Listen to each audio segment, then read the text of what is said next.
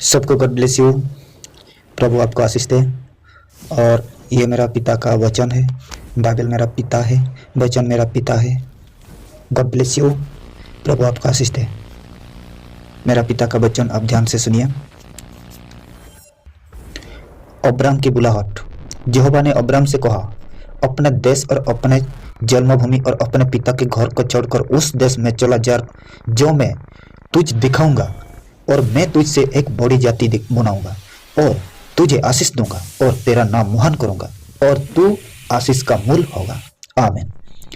और जो तुझे आशीर्वाद दे उन्हें मैं आशीष दूंगा, और जो तुझे कोसे उससे मैं श्राप दूंगा, और भूमंडल के सारे कुल तेरे द्वारा आशीष पाएंगे।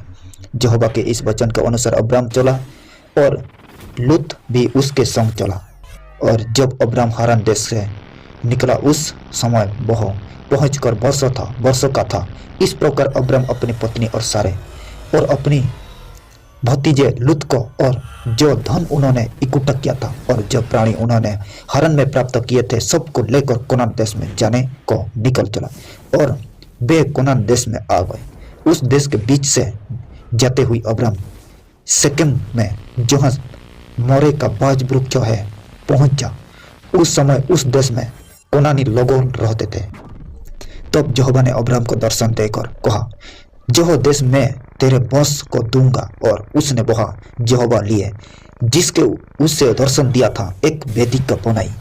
फिर वहां से आगे बढ़कर वह उस पहाड़ पर आया जो बेतेल के पूर्व की ओर है, और अपना तंबू उस स्थान में खड़ा किया जिसके पश्चिम की ओर तो बेतेल और पूर्व की ओर आई है। और वहां भी उसने यहोवा के लिए एक वेदी बनाई और यहोवा से प्रार्थना की, और अब्राम आगे बढ़ करके दक्षिण देश के ओर चला गया। आमीन। मिस्र देश में अब्राम उस देश में अकाल पड़ा, इसलिए अब्राम मिस्र देश को चला गया कि वहां परदेशी होकर रहे, क्योंकि देशी में भयंकर अकाल पड़ा था। फिर ऐसा हुआ कि मिस्र के निकट पहुंचकर उसने अपनी पत्नी सारे से कहा, सुन, मुझे मालूम है कि तू एक सुंदर स्त्री है, और जब मिस्री तुझे देखेंगे तब कहेंगे जो उसकी पत्नी है, इसलिए वे मुझको तो मार डालेंगे पर तुझको जीवित रख मिल लेंगे। और अतः जो कहना, मैं उसकी बहन हूँ, जिसमें तेरे कारण मेरा कल्याण हो और मेरा प्राण तेरे कारण बचे।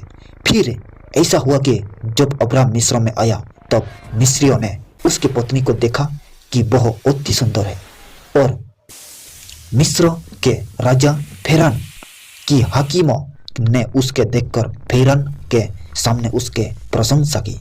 इसलिए वह स्त्री फेरान के महल में पहुंचाई गई, और फेरान ने उसके कारण अब्राहम की भलाई की, और उसके भेड़ बकरी, गायों, बैल, दास दासियों, गदहियां और ऊंट मिले। तब यहोवा ने फेरान और उसके घराने पर अब्राहम की पत्नी सारे के कारण बड़ी बड़ी विपत्तियां डाली। तब फेरान ने अब्राहम को बुलवा कर कहा, तूने मेरे साथ जो क्या किया, तूने मुझ क्यों नहीं बताया कि वह तेरी पत्नी है? तूने क्यों कहा कि वह तेरी बहन है? मैंने उस अपनी ही पत्नी बनाने के लिए लिया, परंतु अब अपनी पत्नी को लेकर जहां से चला जाए। और फेरान ने अपनी आदमियों को उसके विषय में आज्ञा दी, और उन्होंने उसको और उसकी पत्नी को सब संपत्ति समेत जो उसका था विदा कर दिया। आमीन। अब्राम का कनान लौटना। तब अब्राम अपनी पत्नी और अपनी सारी संपत्ति लेकर लूत को भी संग लिए हुए मिस्र को छोड़कर कनान के दक्षिण देश में आया। अब्राहम भेड़ बकरी, गाय, बैल और सोने चांदी का बड़ा धनी था। फिर वह दक्षिण देश में चलकर बेतेल के पास उसी स्थान को पहुंचा जो पहले उसने अपने तंबू खड़ा किया था, जो बेतेल और आई के बीच में है, जो स्थान उस बेटी का है जिससे उसने पहले बनाया था। और वहां अब्राम ने फिर यहोवा प्रार्थना की। अब्राम और लूत का अलग होना। लूत के पास भी जो अब्राम के साथ चलता था भेड़ बकरी, गाय बैल और तंबू थे, इसीलिए उस देश में उन दोनों के लिए पर्याप्त स्थान न था कि वे इकट्ठे रहे, क्योंकि उनके पास बहुत संपत्ति थी, इसलिए वे इकट्ठा न रह सके।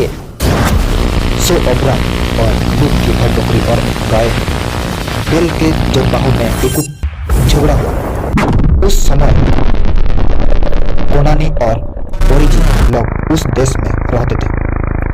तब अब्राम लूत के कहने लगा, मेरे और तेरे बीच और मेरे और तेरे चरवाहों के बीच में झगड़ा न होने पाए, क्योंकि हम लोग भाई भाई। क्या सारा देश तेरे सामने नहीं? सो मुझसे अलग हो। यदि तू बाईं ओर जाए तो मैं दाहिने ओर जाऊंगा, और यदि तू दाहिने ओर जाए तो मैं बाएं ओर जाऊंगा। तब लूत ने आंख उठाकर जर्दन नदी के पास वाली सारी तराई को देखा कि वह सब सिंची हुई है। जब तक यहोवा ने सदोम और गमोरा को नाश न किया था, तब सौर के मार्गों पर वह तोराई यहोवा की वाटिका और मिस्र देश के समान उपजाऊ थी। सो लूत अपने लिए जर्दन की सारी तोराई को चुन के पूर्व की ओर चला, और वे एक दूसरे से अलग हो गए। अब्राम को कोनान देश में रोहा, पर लूत उस तोराई के नगर में रहने लगा और अपने तंबू सदम के निकट खड़ा किया। सदम के लोग यहोवा की दृष्टि बड़े दुष्ट और पापी थी। आमीन। अब्राम की हेब्रोन को जाना। जब लूत अब्राम से अलग हो गया, तब उसके पश्चात यहोवा ने अब्राम से कहा, आंखों उठाकर जिस स्थान पर तू है वहां से उत्तर दक्षिण पूर्व पश्चिम चारों ओर दृष्टि कर, क्योंकि जितनी भूमि तुझ दिखाई देती है उस सब को मैं तुझे और तेरे वंशों को जुग जुग के लिए दूंगा, और मैं तेरे वंशों को पृथ्वी पर की धूल के कीनों को के समान बहुत करूंगा। जहां तो कि जो कोई पृथ्वी की धूल के कीनों को गिन सकेगा, वही तेरा वह भी गिन सकेगा। उठ, इस देश की लंबाई और चौड़ाई में चल फिर, क्योंकि मैं उस तुझी को दूंगा। इसके पश्चात अब्राम अपना तंबू खड़ा कर ममरे के भज वृक्षों के बीच जो हेब्रोन में थे जाकर रहने लगा, और वहां भी यहोवा एक वेदी बनाई। अब्राम का लूत को छुड़ाना। जो सुनकर जिसके उसका भतीजा बंदी बना लिया गया है, अब्राम ने अपने 318 प्रतीक्षित युद्ध कौशल में निपुण दासों को लेकर जो उसके कुटुंब में उत्पन्न हुई थे, अस्त्र शस्त्र धारण करके दान तक उसका पीछा किया, और अपने दासों के अलग अलग दल बांध कर रात को उस पर चढ़ाई करके उनको मार दिया, और होबा तक जो दमिश्क की उत्तर की ओर है उनका पीछा किया, और बहुत सारे धन को और अपने भतीजे लूत और उसके धन को और स्त्रियों को और सब बंदियों को लौटा ले आया। जब वह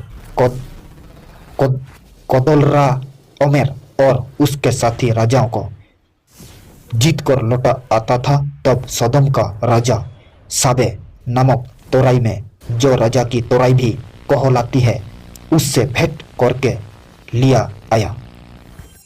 लूत का बंदी बनाया जाना। सिनार के राजा अमरापेल और एलासार के राजा अर्जक और एलाम के राजा कदरला ओमेर और गजिम के राजा तिदाल के दिनों में ऐसा हुआ कि उन्होंने सदोम के राजा बेरा और गमोरा के राजा बिरसा और अदमा के राजा सिनाब और सबोजिम के राजा समेबेर और बेला जो सौर भी कहलाता है, इन राजाओं के विरुद्ध युद्ध किया। इन पांचों ने सिद्धिम नामक तोराई में, जो सारे नदी के पास है, एका किया। 12 वर्ष तक तो ये कदरला ओमेर के अधीन रहे, पर 13वें वर्ष में उसके विरुद्ध उठे। 14वें वर्ष में कदरला ओमेर और उसके संगी राजा आए और ओस्ता रकोमनम में रापायो और हाम में जुजियो को और साबे किर्जातेम में इमियो और सईर नामक पहाड़ में हरियो को मारेत उस एल्पाराम तक जो जंगल के पास है पहुंच गए। वहां से वे लौट को एमनी सपात को आए जो कादेश भी कहलाता है, और ओमालेकिया के सारे देश को और उन एमोरियों को भी जीत लिया जो होसासन तो मार में रहते हैं। तो सदोम गमोरा अदमा सबजीम और बेला जो सौर भी कहलाता है, इनके राजा निकले और सिद्धिम नामक तोराई में उनके साथ युद्ध के लिए पांति पांति, अर्थात एला के राजा कोदरला ओमेर, गोइम के राजा तीदाल, सिनार के राजा अपरा अमरापेल और एलासार के राजा अर्जक, इन चारों में जहाँ लोसार मिट्टी के गोंडे ही गोंडे थे।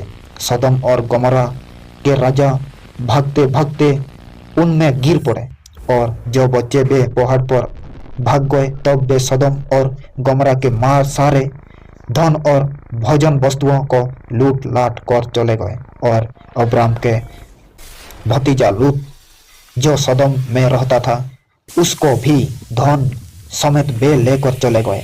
तब एक जन जो भागकर बोझ निकला था उस जाकर इब्री अब्राम को समाचार दिया। अब्राम तो एमोरी ममरे जो एसोकोल और आनेर का भाई था उसके बाज वृक्षों के बीच में रहता था, और ये लोग अब्राम के संग बच्चा बांधे हुई थी। आमीन। अब्राम और मली किसिदको, तो सालेम का राजा मली किसिदको जो परम प्रधान परमेश्वर का याजक था, रोटी और दाखो बांधो के ले आया और उसके अब्राम को जो आशीर्वाद दिया परम प्रधान परमेश्वर की ओर से, जो आकाश और पृथ्वी का अधिकार है। तू धन्य है और धन्य है परम प्रधान परमेश्वर जिसने तेरे द्रोहियों को तेरे वंश में कर दिया है। तब अब्राहम ने उसको सब 200 मांस दिया। तब सदम के राजा ने अब्राहम से कहा, प्राणियों को तू मुझे दे और धन को अपने पास रखो। अब्राहम ने सदम के राजा के कहा, परम प्रधान परमेश्वर यहोवा जो आकाश और पृथ्वी का अधिकारी है, उसकी मैं जो शपथ खाता हूँ कि जो कुछ तेरा है उसमें से न तो मैं एक सूत और न जुती का बंधन न कोई और वस्तु लूंगा, कि तू ऐसा न कहने पाए कि अब्राहम मेरे ही कारण धनी हुआ, पर जो कुछ इन जवानों ने खा लिया है और उनका भाग जो मेरे साथ गए थे अर्थात आनेर, एसकोल और ममरे में नहीं लौटाऊंगा, वे तो अपना अपना भाग रख ले। आमीन। Thank you Jesus. मेरा मसीह भाई और बहन, आपको गॉड ब्लेस यू। ये मेरा पिता का वचन था, आप ध्यान से सुनकर समझ आया आपको। सबको गॉड ब्लेस यू।